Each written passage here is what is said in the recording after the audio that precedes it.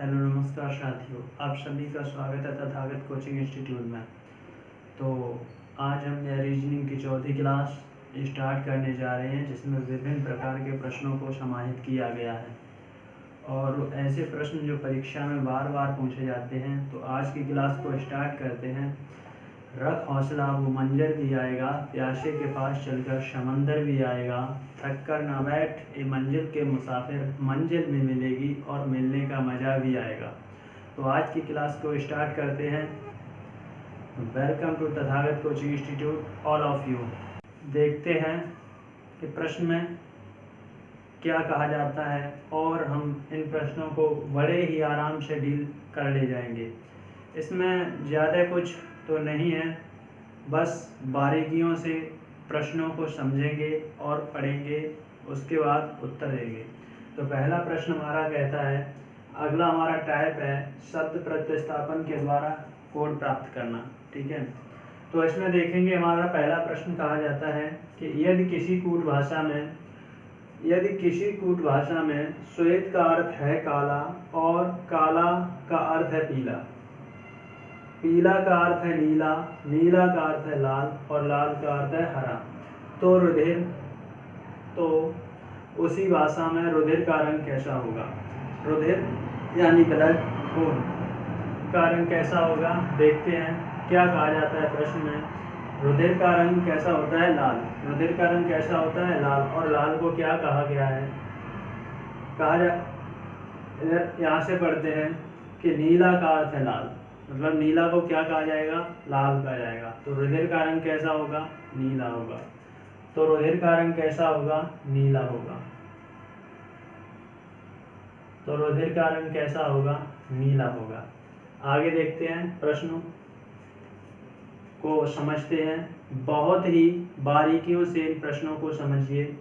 इस प्रश्न में साफ साफ उत्तर निहित है, बस आपको पहचानने की ज़रूरत है। देखते हैं इसमें अगले प्रश्न का क्या आंसर है। यदि पानी को भोजन कहा जाए, यदि पानी को भोजन कहा जाए, भोजन को वृक्ष कहा जाए, वृक्ष को आकाश कहा जाए और आकाश को दीवार कहा जाए, तो फल किस पर लगेंगे?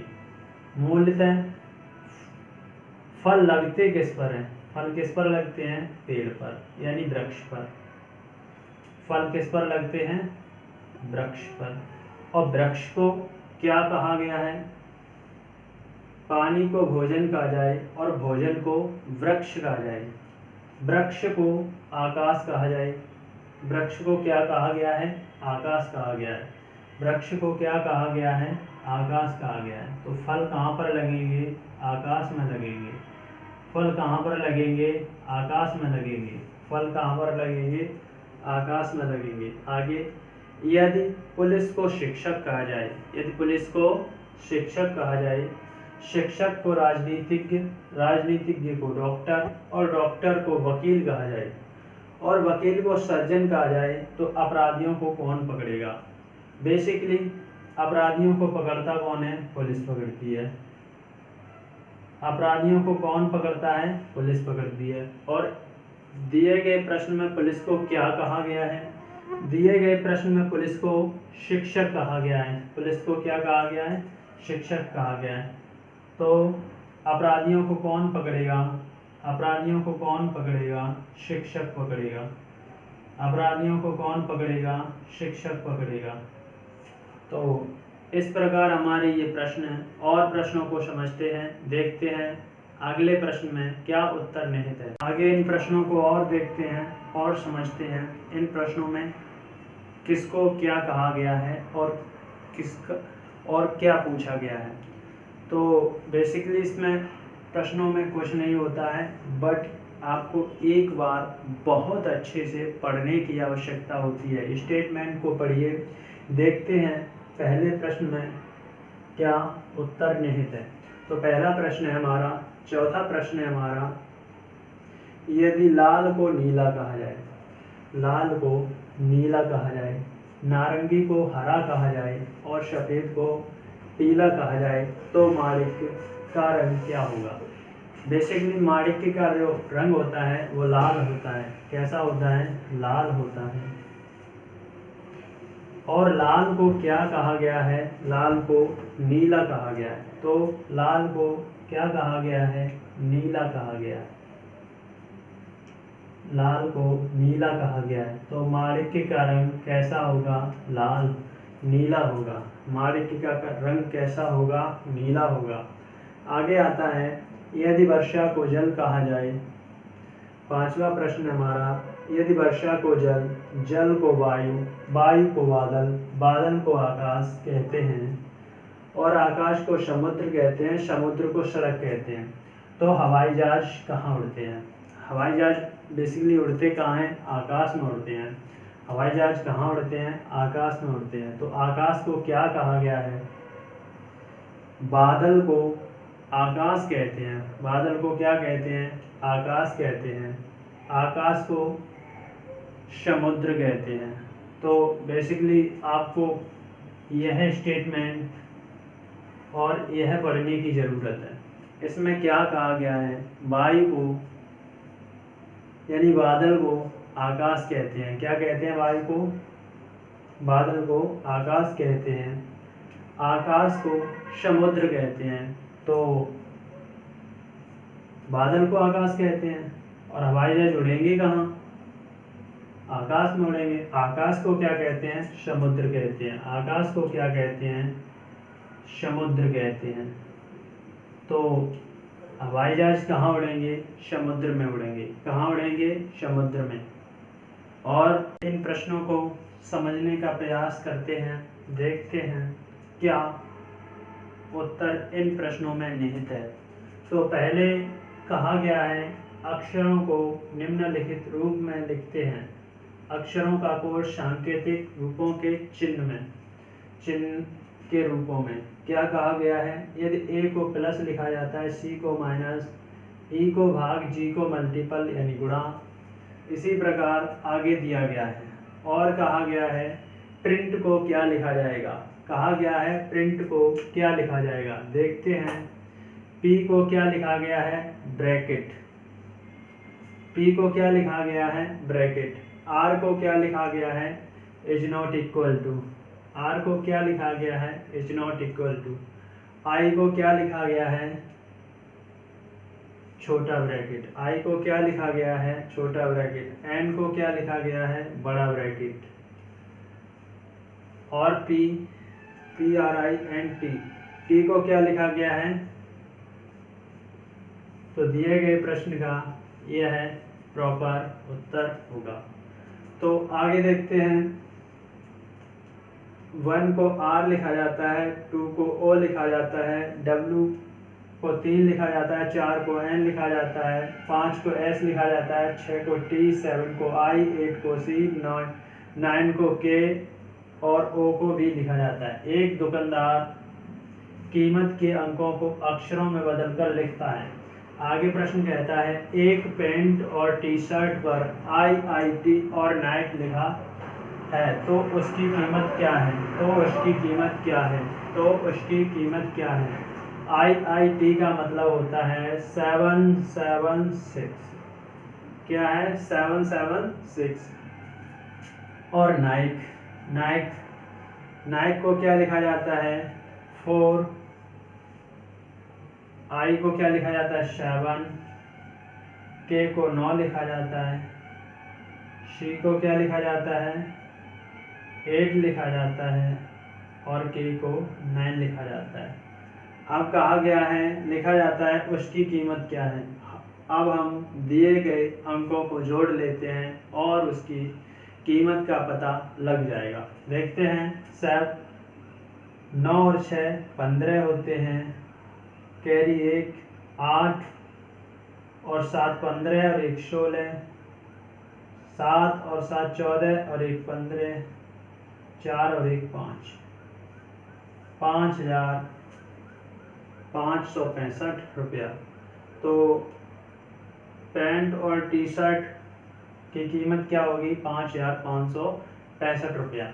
बहुत ही ब्रांडेड पैंट और शर्ट होगी जिसकी कीमत है 5,500 रुपया। आगे लिखा गया है, इसको 1 लिखा जाता है, प्लस को 2 लिखा जाता है। इस प्रकार x को 4, b को 6, एरो को 6 लिखा जाता है, वर्ग को 7 और आयत को 8 लिखा जाता है और अर्धवृत्त को 9 लिखा जाता है। तो उसी भाषा में 15,384 को किस प्रकार लिखेंगे, देखते हैं। 15,384 को कैसे लिखा जाता है। तो सबसे पहले देखते हैं ए को क्या लिखा जाएगा, एक को क्या लिखा जाएगा, एक को क्या लिखा जाएगा। आगे 5 को देखते हैं क्या लिखा जाता है। 3 को क्या लिखा जाता है, 8 और 4 को क्या लिखा जाता है, 4 को क्या लिखा जाता है। तो दिए गए प्रश्न का यह करेक्ट आंसर होगा, दिए गए प्रश्न का यह करेक्ट आंसर होगा। आगे अगला टाइप देखते हैं और समझते हैं कि किस प्रकार के प्रश्न आपके एग्जाम में पूछे जा सकते हैं। देखते हैं, बने रहिए मेरे साथ। बहुत ही सिंपल और साधारण प्रश्न आगे हैं अगले टाइप के, और यह हमारा आज का अंतिम टाइप है। आज का ही नहीं, अभी तो इस चैप्टर का अंतिम टाइप है। तो देखते हैं इस प्रश्न में क्या कहा जाता है। ऐसे प्रश्न हम आपको पहले भी करा चुके हैं और इसे समझने का प्रयास करते हैं। देखते हैं इसमें क्या आंसर छिपा हुआ है। कहा जाता है कि किसी कूट भाषा में ALERT को CNGTV लिखा जाता है, उसी कूट भाषा में DNCEM को क्या लिखा जाएगा। देखते हैं, सबसे पहले हमें दिए गए शब्दों की कोडिंग करते हैं, उसके बाद देखते हैं इसमें क्या उत्तर निहित है। तो सबसे पहले ए को क्या लिखा जाता है, ए को 1 लिखा जाता है। एल को क्या लिखा जाता है, एल को 12। ई का कोड कितना होता है, 5 होता है। आर का कितना कोड होता है, 18 होता है और टी का 20 होता है। सी का कोड कितना होता है, सी का 3 होता है। एन का कोड कितना होता है, 14 होता है। G7 होता है, T20 होता है, D22 होता है, D4 होता है, N14 होता है, C3 होता है, E5 होता है, 13 मेरा होता है। आगे देखते हैं इसका क्या उत्तर होगा। तो सबसे पहले आते हैं पहले पद से दूसरे पद पर। देखते हैं पहले पद का दूसरे पद में क्या संबंध है, वही तीसरे पद का चौथे पद में होगा। तो मुझे लगता है कि जब ए से सी की तरफ चलते हैं तो कहीं ना कहीं 2 ऐड किए जाते हैं। आगे एल से जब हम एन की तरफ बढ़ते हैं तो 2 नंबरों का गैप है, 2 अक्षरों का गैप है। आगे जब हम ई से जी की तरफ बढ़ते हैं तो 2 अंकों का गैप है। आगे जब आर से टी की तरफ बढ़ते हैं तो 2 अंकों का गैप है और टी से वी की तरफ बढ़ते हैं तो 2 अंकों का गैप है। तो इस सीरीज से मुझे पता लग गया कि प्रत्येक पद में 2 जोड़ दिया जाए तीसरे पद के तो चौथा पद प्राप्त हो जाएगा। तो देखते हैं और जोड़ते हैं क्या उत्तर आता है, समझते हैं। तो सबसे पहले डी को क्या लिखा जाएगा, डी में जब 2 अंकों को ऐड करेंगे, 4 को जब 2 में जोड़ेंगे तो क्या आएगा, 6 आएगा। तो 6 को क्या कहते हैं, फिक्स कहते हैं। 6 को क्या कहते हैं, फिक्स कहते हैं। आगे जब 14 में 2 को जोड़ा जाएगा, जब 14 में 2 को जोड़ा जाएगा तो 16 आएगा। 16 को क्या कहते हैं, जब 2 को जोड़ा जाएगा तो 16 आएगा और 16 का कोड क्या होता है, पी होता है, यानी पी का कोड 16 होता है। आगे सी आता है, सी में जब हम 2 को ऐड करेंगे तो कितना आएगा, 5 आएगा और 5 को क्या कहते हैं, ई कहते हैं। आगे ई में जब 2 को जोड़ा जाएगा तो 7 आएगा और 7 को क्या कहते हैं, G7 कहते हैं। आगे 13 में जब 2 को जोड़ा जाएगा तो 15 आएगा और 15 को क्या कहते हैं, 15 आएगा, 15 को क्या कहते हैं, ओ कहते हैं। तो दिए गए प्रश्न का यह हमारा प्रॉपर उत्तर होगा। आगे इस प्रश्न को समझने का प्रयास करते हैं, देखते हैं इस प्रश्न में क्या उत्तर निहित है। UNIQUE को BPLUZK लिखा जाता है, उसी कूट भाषा में SGDWT को क्या लिखा जाएगा। देखते हैं और प्रश्नों को समझने का प्रयास करते हैं। सबसे पहले दिए गए प्रश्न की हम कोडिंग करते हैं। U कितने पे होता है? U 21 नंबर पे होता है, N 14 पे होता है, I 9 होता है, Q 17 पे होता है, U 21 पे होता है, E का कोड 5 होता है, B का कोड 22 होता है, 22 नंबर वाली भी होती है, P का कोड 16 होता है, L का कोड 12 होता है, U का कोड 21 होता है, Z का कोड 26 होता है, K का कोड 11 होता है, S का कोड 19 होता है, G7 होता है, D4 होता है। 23 घंटे वर्क नहीं करना चाहिए, T20 और T20। आगे देखते हैं पहले पद का दूसरे पद में क्या संबंध है, वही दूसरे पद का चौथे पद में होगा। देखते हैं, समझते हैं। जब U से B पर गया तो +1 हुआ, N से P पर गया तो +2 हुआ, 9 से L पर गया तो +3 हुआ, Q से U पर गया तो +4 हुआ, और U से Z पर गया तो +5 हुआ,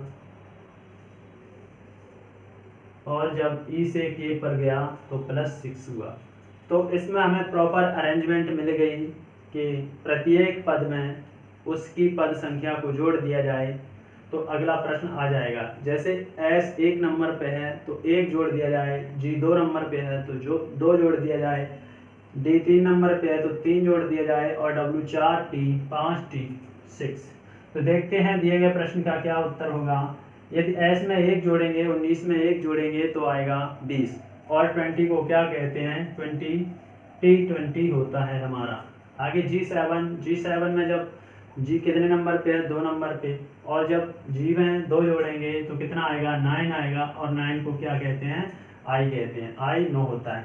आगे आता हमारा D कितने नंबर पे है? 3 नंबर पे, और 4 में जब 3 को जोड़ेंगे तो 7 आएगा, और 7 को क्या कहते हैं? G कहते हैं। आगे W में जब 4 जोड़ेंगे तो कितना आएगा? 23 में जब 4 जोड़ेंगे तो 27 आएगा, जबकि अल्फ़ाबेट हमारे 26 ही होते हैं। तो मैंने आगे क्रम क्या बताया था आपको कि 27 के बाद आपके नंबर तो आगे बढ़ते जाते हैं, लेकिन दोबारा स्टार्टिंग अक्षर रिपीट होने लगते हैं। 27 को A, 28 को B, इसी प्रकार देखते हैं। 27 को क्या कहते हैं? A कहते हैं। 27 को क्या कहते हैं? A कहते हैं। आगे जब 20 में 5 जोड़ेंगे तो 25 होगा, और 25 को क्या कहते हैं? Y कहते हैं, और 26 आया यहाँ पे, और 26 को क्या कहते हैं? Z कहते हैं। तो दिए गए प्रश्न का यह हमारा करेक्ट आंसर होगा। आगे और प्रश्नों को देखते हैं और समझते हैं। इसमें कहा गया है किसी कूट भाषा में LOGIC को G भी लिखा जाता है, उसी कूट भाषा में BNBYS को क्या लिखा जाएगा।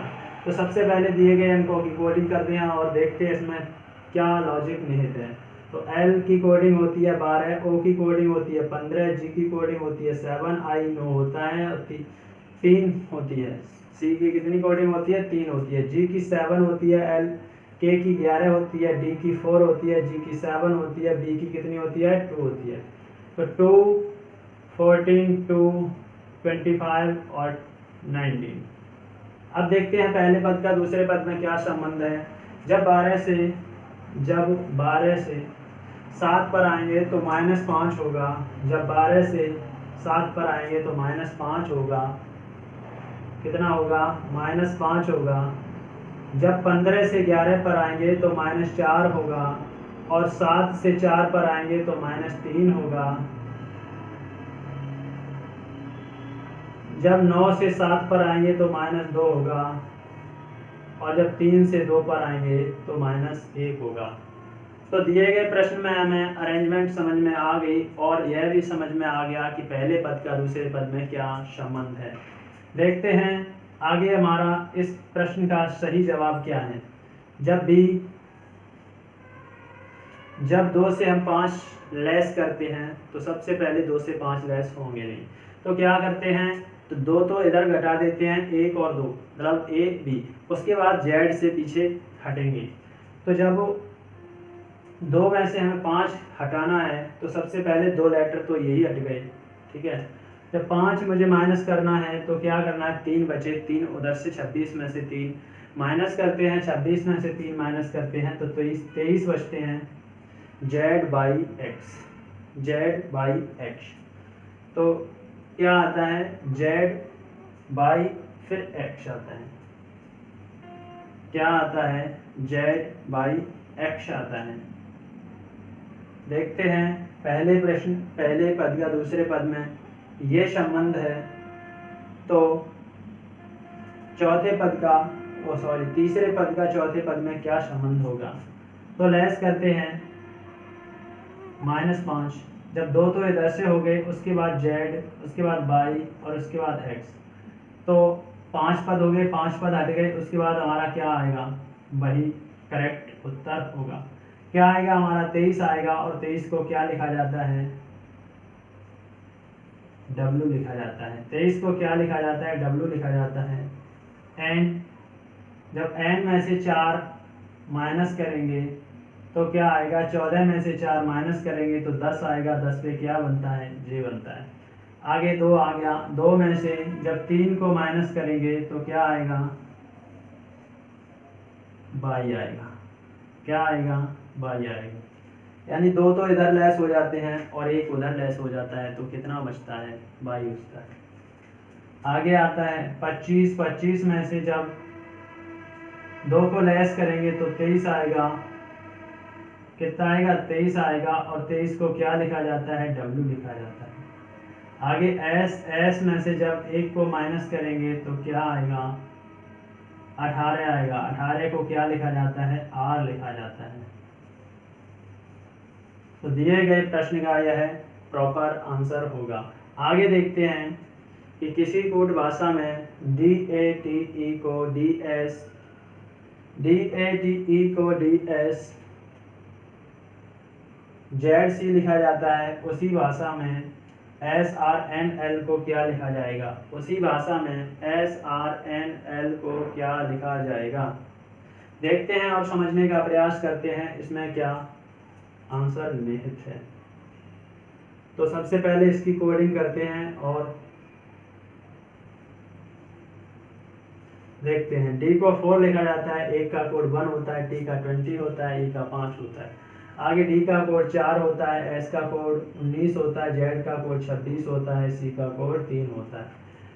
S का कोड 19 होता है, R का कोड 18 होता है, N का कोड 14 होता है, L का कोड 12 होता है। 4 को 3 लिखा गया है, यानी -1 किया गया है। कितना किया गया है, -1 किया गया है। 1 को 26 लिखा गया है, तो क्या किया गया है, -1 किया गया है। क्या किया गया है, -1। T को S यानी -1 और E को D -1। तो यही लॉजिक हमारा इसमें होगा। S को 1 कम करके लिखा जाएगा, यानी कितना आएगा, 18 आएगा, और 18 को क्या लिखा जाता है, R लिखा जाता है। आगे R जब 1 लेस करेंगे 18 में से तो कितना आएगा, 17 आएगा, और 17 को क्या लिखा जाता है, Q लिखा जाता है। आगे N आता है, और N में से जब 1 माइनस करते हैं तो 13 बचता है, और 13 को M लिखा जाता है। आगे L जब 12 में से 1 माइनस करते हैं तो 11 बचता है, और 11 को क्या लिखा जाता है, K लिखा जाता है। तो दिए गए प्रश्न का यह करेक्ट उत्तर होगा। और इसके बाद क्लास 3 का एक प्रश्न हमने दिया था आपको, कमेंट मैं उसका आंसर देने के लिए। तो उस प्रश्न को करते हैं, और एक प्रश्न आपका बीच में जो छूट गया है उसका आंसर मुझे कमेंट बॉक्स में चाहिए। इसके बाद अगली क्लास स्टार्ट करते हैं हम आपकी घड़ी को। देखते हैं घड़ी में क्या प्रश्न बन सकते हैं और आपके एग्जाम से रिलेटेड क्या प्रश्न आ सकते हैं। इस कोडिंग डिकोडिंग की इसी क्लास को यहीं पर समाप्त करते हैं, और आपका जो प्रश्न क्लास 3 में रह गया था उसे कंप्लीट करते हैं। देखते हैं वो क्या प्रश्न था। तो देखते हैं इस प्रश्न में क्या किया गया है, और मुझे लगता है आपने किसी ने इसका जवाब कमेंट बॉक्स में नहीं दिया है। तो मैं आपसे कहना चाहता हूं कि हमारी क्लास को पूरा देखें और जो प्रश्न दिया गया है उसका आंसर कमेंट बॉक्स में देने का प्रयास करें। देखते हैं इस प्रश्न का क्या उत्तर होगा, क्या सही उत्तर होगा। देखते हैं इस प्रश्न को और समझते हैं इसमें क्या किया जाएगा। तो सबसे पहले इसमें दिया गया है TOM को 16 लिखा जाता है, DIC को 27/4 लिखा जाता है, और HERRY को क्या लिखा जाएगा। देखते हैं इस प्रश्न को, समझते हैं। सबसे पहले T को क्या लिखा जाता है, T को 20 लिखा जाता है, O को 15 लिखा जाता है, M को 13 लिखा जाता है। जब इन सभी को ऐड करेंगे तो देखेंगे क्या आएगा। 15 13 28 होता है, और 28 20 48 होता है। कितना होता है, जब इसे सभी को ऐड करेंगे तो 48 होता है, और 48 में हमारे कितने अक्षर हैं, 1 2 3 3 अक्षर हैं, तो 3 से इसे डिवाइड कर देंगे, कितना आएगा, 16 3 48 आएगा। तो टॉम को कितना लिखा जाता है, 16 लिखा जाता है। आगे देखते हैं DIC को क्या लिखा जाएगा। D का कोड कितना होता है, 4 होता है, I का कोड 9 होता है, C का कोड 3 होता है, और K का कोड 11 होता है। देखते हैं इन अंकों को जोड़ने का प्रयास करते हैं, समझते हैं इस प्रश्न में क्या उत्तर मिलता है। तो सबसे पहले जोड़ते हैं, 4 और 9 कितना होता है, 13 होता है, 13 और 3 16 होता है, और 16 और 9 27 होता है, 16 11 27 होता है, 16 11 27 होता है, 27। अब इसमें अंक कितने हमारे, 1 2 3 4 अंक है, तो इसे बट्टे में 4 आ जाएंगे। इस वजह से DIC को क्या लिखा गया था, 27/4 लिखा गया था। आगे HERRY, H को 8 लिखते हैं, E को 5 लिखते हैं, R को 18 लिखते हैं, R को 18 लिखते हैं, Y को 25 लिखते हैं। सबसे पहले इन्हें जोड़ते हैं, देखते हैं क्या उत्तर आएगा। तो 5 8 और 5 13 होता है, 13 18 कितना होता है, 13 और 18 31 होता है, 31 और 18 49 होता है, 49 और 25 74 होता है। कितना होता है, 74 होता है, और इसमें अंक कितने हैं, 1 2 3 4 5। तो इसे 5 से डिवाइड कर देंगे। जब 5 अंक हैं तो 5 से डिवाइड करेंगे, देखेंगे क्या आएगा।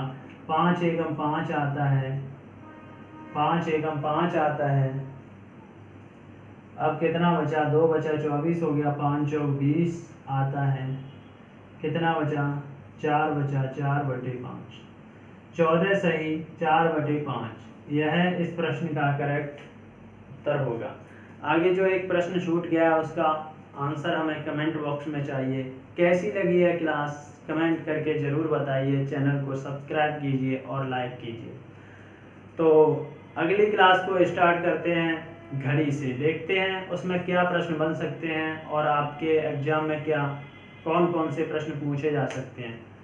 तो मस्त रहिए, बिंदास रहिए, पढ़ते रहिए, और साथ में मनोरंजन भी करते रहिए। Thank you so much, bye bye, take care.